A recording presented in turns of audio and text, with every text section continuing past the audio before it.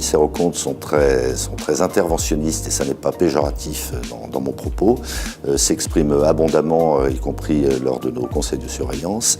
Il m'arrive assez régulièrement d'avoir des échanges informels avec eux. Alors je n'ai pas le sentiment qu'ils outrepassent leur mission, que cela altère ni de près ni de loin leur indépendance, mais pour moi c'est une vraie valeur ajoutée.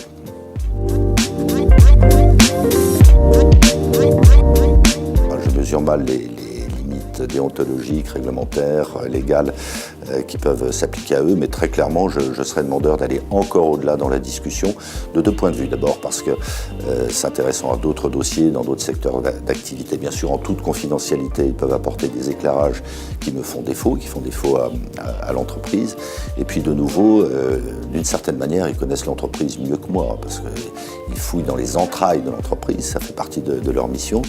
Et donc sur certains sujets qui peuvent m'échapper, sur lesquels je peux avoir une vision déplacée, ou à défaut d'information, même si nous avons des contrôleurs de gestion, un directeur financier qui est tout à fait affûté, je serai demandeur d'échanges encore plus approfondis de la part de ces professionnels avisés.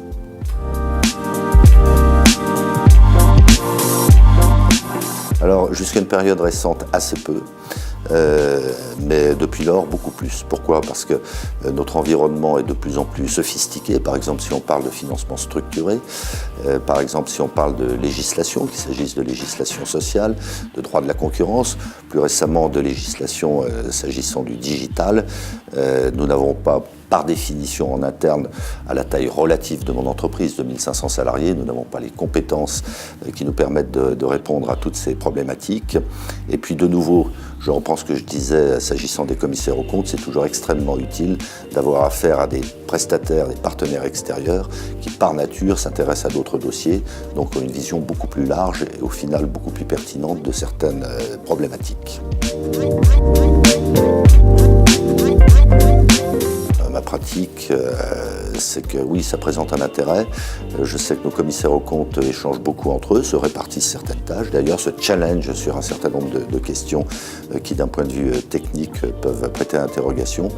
Donc, toujours dans le même esprit, je pense que c'est enrichissant. Plus on a d'interlocuteurs, plus on a de partenaires, plus notre dossier est fouillé et mieux l'entreprise se porte.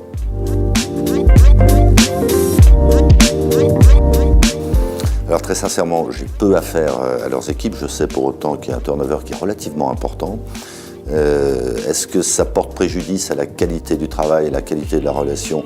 Pour moi, non, parce que mon interlocuteur, je l'ai dit tout à l'heure, mes interlocuteurs restent stables. J'imagine bien que pour eux, ça doit quand même être un souci. Oui, par définition, et sans trop élevé. Je souhaiterais qu'ils ne m'entendent pas, qu'ils ne me voient pas.